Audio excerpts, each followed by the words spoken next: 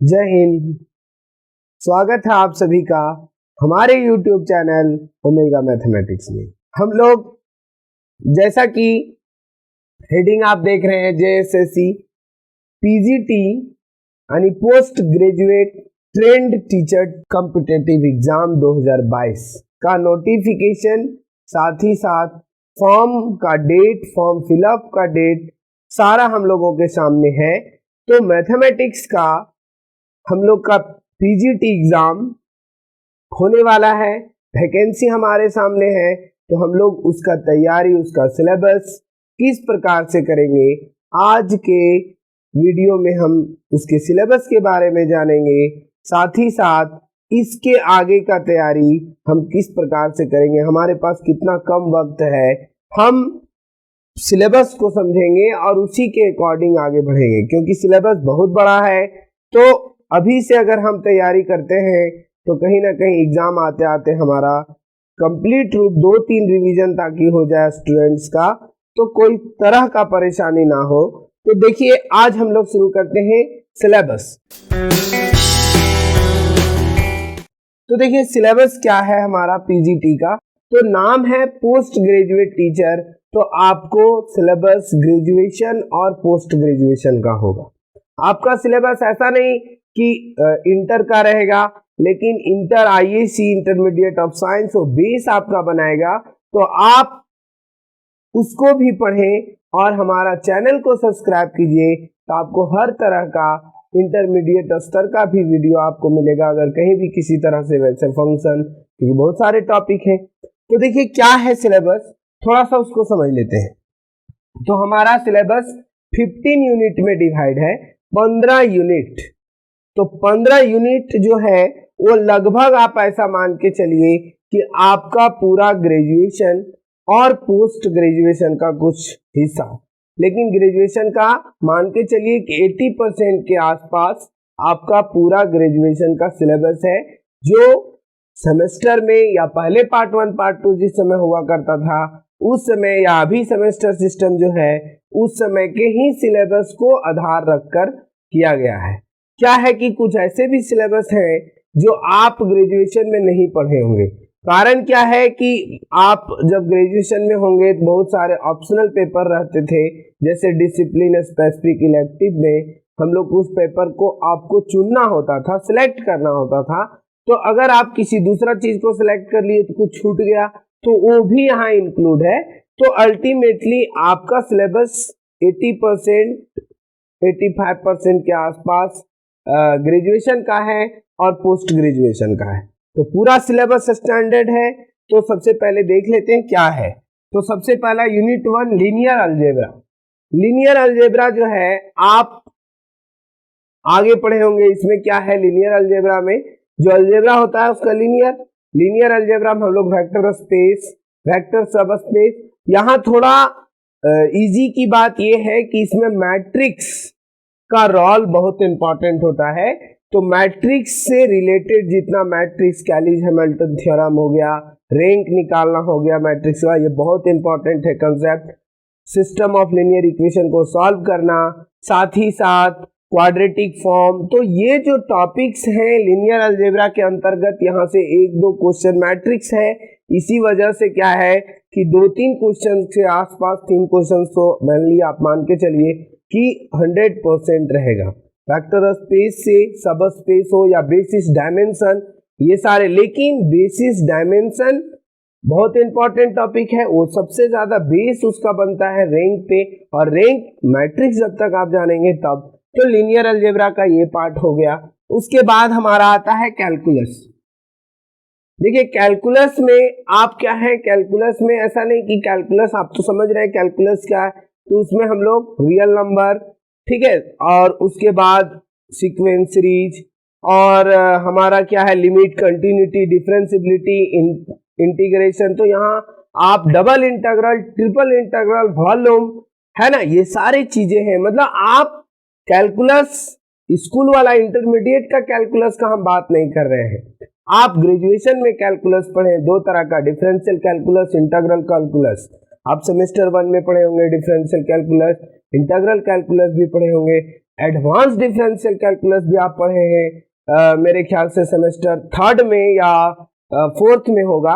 तो advance differential calculus में क्या है, सेकेंड ऑर्डर का, Taylor's theorem, expansion, Maclaurin series, तो ये सारे जो टॉपिक्स हैं कैलकुलस का ये इसमें आएगा। ये नहीं कि कैलकुलस देखे तो आपको लगेगा कि इंटर का है, ऐसा नहीं, आपको ग्रेजुएशन का कैलकुलस आपके पास सिलेबस है, आप मेरे लिंक में दिया हुआ आपको वैसे तो पीजीटी का जो नोटिफिकेशन है वही सिलेबस है, आप वहां से देख लीजिए।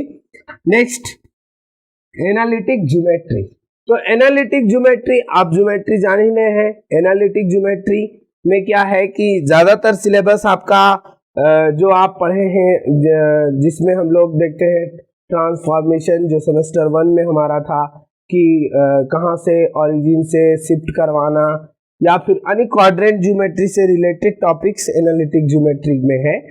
साथ ही साथ नेक्स्ट है ऑर्डिनरी डिफरेंशियल इक्वेशन, और साथ ही साथ पीडी भी है। देखिए एक साथ 4th का और ये 11 यूनिट जो है पार्शियल डिफरेंशियल इक्वेशन, तो 4th में आपका है ऑर्डिनरी डिफरेंशियल इक्वेशन और पार्शियल डिफरेंस, बहुत इंपॉर्टेंट है। यहां से आप अगर ऑर्डिनरी और पीडी और डी को कंप्लीट करते हैं तो आपको थोड़ा सा इजी होगा। अप्लाइड तो है, टाइम टेकन है, आपको कैलकुलेट करना पड़ेगा, लेकिन अगर आप सिस्टमेटिक ओडी पीडी को पढ़ते हैं तो आप आराम से मिनिमम 5-6 क्वेश्चन आप कर ही सकते हैं, इसमें कोई दोहराई नहीं है। तो नेक्स्ट ये हो गया। उसके बाद डायनेमिक्स, स्टैटिक्स और ये हाइड्रोडायनेमिक्स, ये पोस्ट ग्रेजुएशन का यानी मास्टर्स का टॉपिक है। तो ये डायनेमिक्स, स्टैटिक्स, हाइड्रो क्या है, ये सारे पोर्शन तो आप नहीं पढ़े होंगे, लेकिन मेरे ख्याल से डायनेमिक्स आप जरूर पढ़े होंगे पोस्ट ग्रेजुएशन में। ये ऑप्शनल था तो फिर आप कोई भी सेलेक्ट किए होंगे, लेकिन ये तीनों तो यहाँ से भी क्वेश्चंस रहते हैं। लेकिन क्या है कि आप सिस्टमेटिक पढ़ेंगे, है ना, पहले उन टॉपिक्स को क्लियर करेंगे, मतलब डेप्थ तक जाएंगे, क्योंकि कंपटीशन है, आपको ऊपर ऊपर से क्वेश्चन आना नहीं है। आपको जो टॉपिक आप पहले से पढ़े हैं, जो टॉपिक आपको लगता है कि हम जानते हैं, तो उसको क्या करिए, डेप्थ तक जाइए ताकि वहां से क्वेश्चन हो जाए। ऐसा तो नहीं है कि कंपटीशन है, हम मानते हैं, लेकिन इसका ये मतलब नहीं है कि आपको 100% मार्क्स आएगा तभी आपका रैंक बनेगा, ऐसा नहीं है। क्योंकि आप बड़े से बड़े कंपटीशन में देखते होंगे, यूपीएससी है चाहे जेपीएससी है, बहुत सारे ऐसे हैं जो रैंक, जो टॉप रैंकर होते हैं, वो अगर 70% भी, 60%, 50, यहाँ तक यूपीएससी में तो 55-60% में टॉप रैंक हो जाते हैं, मतलब सिलेबस के 100% का।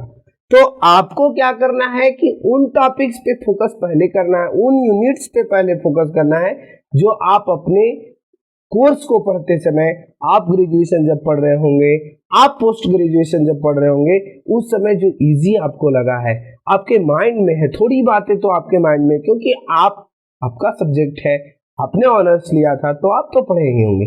थोड़ा होता क्या है, इधर उधर हो गए, बीएड कर रहे थे, थोड़ा सा माइंड हट गया, तो टॉपिक तो सबके माइंड से हट ही जाता है। तो क्या है कि हमें उन टॉपिक्स पे फोकस रखना है। तो डायनेमिक्स, स्टैटिक्स, हाइड्रोडायनेमिक्स, ऐसे यहाँ से क्वेश्चंस तो रहते ही हैं, लेकिन ये यूनिट को आप आराम से करेंगे, थोड़ा सा उन यूनिट्स पे फोकस करेंगे। जैसे इसके आगे वेक्टर एनालिसिस, ये आप पढ़े होंगे ग्रेजुएशन में ही, ऐसे इंटर में भी वेक्टर था, तो इंटर का वेक्टर बेस है। आपको इंटर इतना मान के चलिए, पोस्ट ग्रेजुएशन पीजीटी में आपको जो इंटर्स का सिलेबस है वो आप माइंड में अपने से रिवीजन कर लीजिए। अगर कहीं दिक्कत है तो आप कमेंट कीजिए, मेरा लिंक दिया हुआ है इंटर के लिए भी।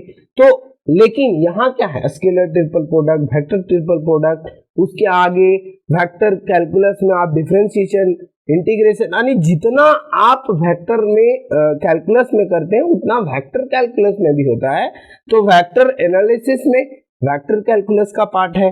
नेक्स्ट अलजेब्रा, तो ये अलजेब्रा का दूसरा नाम आप जानते हैं मॉडर्न अलजेब्रा है, जो बहुत इंपॉर्टेंट रोल अदा करेगा आपका एग्जाम में।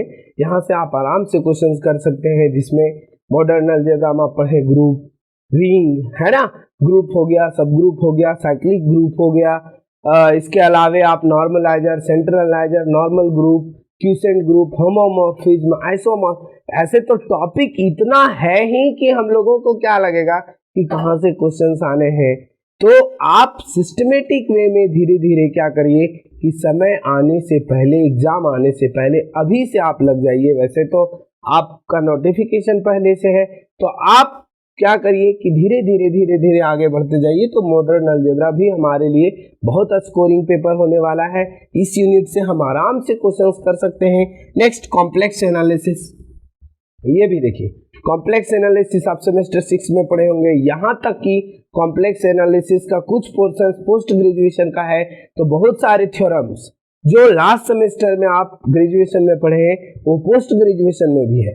तो आप यहाँ भी बहुत अच्छा स्कोर कर सकते हैं। पोल है, सिंगुलरिटी है, क्यूसी रेसिड्यू थ्योरम्स है। तो आपका सिलेबस के अकॉर्डिंग बहुत कुछ पढ़ना है। आप ग्रेजुएशन में बहुत कुछ पढ़े थे, तो सारा चीज तो यहाँ नहीं है, लेकिन जो है उसको पहले आप क्लियर करिए। जो टॉपिक उसके नाम है उस पे प्रॉब्लम्स, क्योंकि थ्योरी या थ्योरम्स ही डायरेक्ट आएंगे ऐसा नहीं है, आपको प्रॉब्लम्स करने हैं, आपको अप्लाई सीखना है। क्यूसी रेसिड्यू थ्योरम्स के प्रॉब्लम कैसे बनते हैं, सिंगुलरिटी कैसे फाइंड किया जाता है, तो हम लोग प्रॉब्लम्स बनाएंगे। नेक्स्ट ऑपरेशन रिसर्च, ये पोस्ट ग्रेजुएशन का है। आप मास्टर्स में इसको पढ़े हैं, ऑपरेशन रिसर्च, तो ये बहुत अच्छा है। स्कोरिंग है, यहाँ से भी आप आराम से क्वेश्चन कर सकते हैं, लेकिन ये अप्लाइड है, आपको बनाना पड़ेगा। मॉडर्न अलजेब्रा क्या है, प्योर है, तो वहां से कोई दिक्कत। नेक्स्ट है मैथमेटिकल मॉडलिंग, ये भी देखिए आपका optional paper discipline specific elective. वैसे जब पार्ट 1, पार्ट 2, पार्ट 3 चलता था, तो लास्ट सेमेस्टर में मेरे ख्याल से लास्ट ईयर जो होता था पार्ट 3, उसमें पेपर 8 में मेरे ख्याल से ये ऑप्शनल में रहता था। तो बहुत सारे लोग मैथमेटिकल मॉडलिंग लिए होंगे, बहुत सारे डिस्क्रीट लेते हैं। बहुत इंपॉर्टेंट इसमें हमारा जो है बहुत सारे मॉडल्स हो गए, जैसे population growth model, decay model, उसके बाद बैक्टीरिया मॉडल, बहुत सारे मॉडल्स हैं। तो स्टैंडर्ड रिजल्ट्स को देख लेंगे और आराम से जो सिलेबस है उसके अकॉर्डिंग पढ़ेंगे हम लोग। पार्शियल डिफरेंशियल इक्वेशन हम चर्चा कर ही लिए। प्रोबेबिलिटी देखिए, ये भी डिसिप्लिन, इस पर आप ग्रेजुएशन में प्रोबेबिलिटी पढ़े हैं और इंटर में भी पढ़े, तो इंटर का प्रोबेबिलिटी बेस है।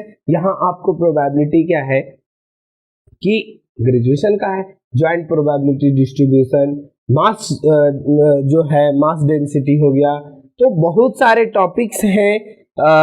वैसे तो स्टार्टिंग में आपका रैंडम वेरिएबल, चाहे आप कंपाउंड है, चाहे बाइज है, ये सब तो है ही, लेकिन उसके आगे चल के, क्योंकि क्वेश्चंस क्या है कि जब पहले पीजीटी का एग्जाम होता था 2005 में, 2013 में, चाहे 2004 में, उस समय क्या है कि क्वेश्चंस का लेवल थोड़ा डाउन होता था।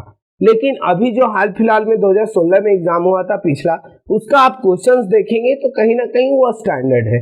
तो क्वेश्चन स्टैंडर्ड इसलिए आ जाता है क्योंकि फॉर्म्स बहुत सारे हैं, स्टूडेंट्स की संख्या बढ़ गई है। तो जितना ज्यादा फॉर्म, क्योंकि सीट तो उतना ही है, लिमिटेड सीट है, तो कहीं ना कहीं कंपटीशन का, जेएसएससी का ऐसा मानना रहेगा कि हम बेस्ट से बेस्ट क्वालिटी स्टूडेंट्स को लेंगे। तो कहीं ना कहीं क्या है कि पहले का आप क्वेश्चन बैंक जब आप देखेंगे तो आपको लगेगा कि क्वेश्चन तो आसान आ रहा है, लेकिन लास्ट जो एग्जाम हुआ 2016 में, उसका क्वेश्चंस देखिए, उसका क्वालिटी, आपको लगेगा कि नेट तो नहीं है। नेट का जो एग्जाम है, CSIR नेट, जो तैयारी कर रहे होंगे उनको तो खैर बहुत ज्यादा दिक्कत होने की कोई बात ही नहीं है, क्योंकि CSIR नेट का ही सिलेबस अकॉर्डिंगली मान के चलते हैं, बहुत सारा टॉपिक हटा हुआ रहता है, लेकिन मेनली CSIR नेट का ही है। तो आपको उस लेवल में तो नहीं, लेकिन आपको कहीं ना कहीं स्टैंडर्ड मेंटेन करना है। पहले का क्वेश्चंस देख के आपको नहीं फील करना है कि हम बन जाएगा, लेकिन देखिए आपको वो सारे क्वेश्चंस भी कर रहे हैं और डेप्थ में जाना। जहां भी पढ़िए आप डेप्थ तक जाइए, जो भी यूनिट है डेप्थ में जाइए, ताकि अगर आप 15 यूनिट में, बाद में ये मैकेनिक्स हो गया, फ्लूइड डायनामिक्स भी आप पढ़े होंगे पोस्ट ग्रेजुएशन में, और मैकेनिक्स भी पोस्ट ग्रेजुएशन का सिलेबस है। डिस्क्रीट मैथ्स, ये जो है डिस्क्रीट मैथमेटिक्स, ये आपका ग्रेजुएशन का है लास्ट सेमेस्टर में, और लॉजिक भी ये आपका ग्रेजुएशन का टॉपिक है। ये सब ऑप्शनल होने के कारण कुछ ऐसे नाम से हैं जो आपको लग रहा होगा कि हमने नहीं पढ़ा है, तो आपको बता ही दिया गया, डिसिप्लिन स्पेसिफिक इलेक्टिव यानी ऑप्शनल पेपर होने के कारण। तो देखिए ये जो 15 यूनिट्स है, ये 15 यूनिट्स बहुत इंपॉर्टेंट रोल अदा करेगा आपके एग्जाम में। तो इसमें से आप अगर मान के चलिए 70% यानी लगभग 12-13 यूनिट को आप बढ़िया से कर लेते हैं, या 10 यूनिट, देखिए आप स्टेप बाय स्टेप वर्क करिए। आप डायरेक्ट माइंड में 15 यूनिट बड़ा सिलेबस देख लिए, अब कैसे होगा, तो कैसे होगा करते रहिएगा तो समय निकल जाए। इसीलिए आराम आराम से क्या करना है, आराम आराम से एक यूनिट कंप्लीट किए, दूसरा किए, तीसरा किए। आप क्या करिए, शॉर्ट नोट्स तैयार करते जाइए, उसके बाद उसको और शॉर्ट करिए कि हम एक मुख्य बिंदु को देख करके कितनी बातें लिख सकते हैं। ठीक है, एक छोटा सा टॉपिक पे हमारा मतलब क्या होना चाहिए, एनालिसिस जरूरी है। आप माइंड में एनालिसिस करते रहिए, टॉपिक्स को रिवीजन करते रहिए, आपका वर्क हो जाएगा। तो ये हमारा पोस्ट ग्रेजुएशन का सिलेबस है। हम क्या करेंगे, उन टॉपिक्स को, उन यूनिट्स को शुरू करेंगे जो आपको लगता है, क्योंकि जो हमें लगता है, जो जनरली लगता है, हम लगभग हम भी सराउंडिंग स्टूडेंट्स के जो तैयारी कर रहे हैं उनके बीच में है, तो कहीं ना कहीं जो टॉपिक सबको लगता है इजी, वही टॉपिक पहले आपके सामने हम लेकर के आएंगे। तो एक एक यूनिट लेक्चर बाय लेक्चर हम आपके सामने लाएंगे। आपको कहीं भी समस्या होगा आप कमेंट करेंगे, और ये आपका सिलेबस, आपको सिलेबस अगर समझ में आ रहा है तो आप लाइक कीजिए, शेयर कीजिए और चैनल को सब्सक्राइब कीजिए, ताकि आपके सराउंडिंग जितने भी पोस्ट ग्रेजुएशन के कॉम्पिटिटिव एग्जाम का तैयारी कर रहे हैं उन सभी तक ये वीडियो पहुंचे, उन सभी तक इसका सारा लेक्चर पहुंचे, ताकि हर स्टूडेंट अपना जो कंपटीशन है, अपना कंपटीशन को बेहतर बनाए, ताकि उन्हें लगे, कॉन्फिडेंस बढ़े कि नहीं हम कर सकते हैं। क्योंकि छूटे हुए दिनों के बाद कुछ दिन जब छूट जाता है तो होता क्या है कि लगता है कि ये तो ग्रेजुएशन पोस्ट ग्रेजुएशन का सिलेबस है, कहाँ से होगा, छूट गया, बहुत दिन हो गया। तो आप तक हम हैं, हम कोशिश करेंगे कि सारे टॉपिक्स को आपके सामने लाएंगे, सारे यूनिट्स को आपको धीरे धीरे आपके तक ऑब्जेक्टिव क्वेश्चंस जो पैटर्न एग्जाम में आता है उस टाइप से, उसके अलावा डेप्थ क्वेश्चंस को करेंगे। तो ये आपका सिलेबस हो गया। तो ये सिलेबस थोड़ा सा ध्यान दीजिए। अभी फिलहाल 2 और exams competition Jharkhand board JSSC का जो है, जेएसएससी ने 2 और नोटिफिकेशन एग्जाम के लिए निकाले हैं, म्युनिसिपल और क्या टेक्निकल जो कोर्स टेक्निकल है वहाँ। तो ये दोनों सिलेबस क्या है, ये जो सिलेबस है वो दोनों वहाँ के लिए भी है। तो जो भी एग्जाम जो ग्रेजुएट है और उस एग्जाम को का फॉर्म फिलअप किए हैं, तो आप इसी सिलेबस को पढ़कर उस एग्जाम को भी कर सकते हैं, क्योंकि वहाँ 100 क्वेश्चंस जो कि मेरिट में जुड़ेगा। तो 100 जो क्वेश्चंस है बहुत इंपॉर्टेंट रोल अदा करता है। तो यही सिलेबस है। उन स्टूडेंट्स भी जो कंपटीशन का तैयारी कर रहे हैं, म्युनिसिपल या फिर टेक्निकल जो एग्जाम होने वाला है, तो आप इस वीडियो को देखिए, साथ ही साथ चैनल को सब्सक्राइब कीजिए, शेयर कीजिए और लाइक कीजिए, ताकि नेक्स्ट लिनियर अलजेब्रा हम शुरू करेंगे उसका वीडियो आपके तक पहुंच जाए। Thank you for watching. जय हिंद।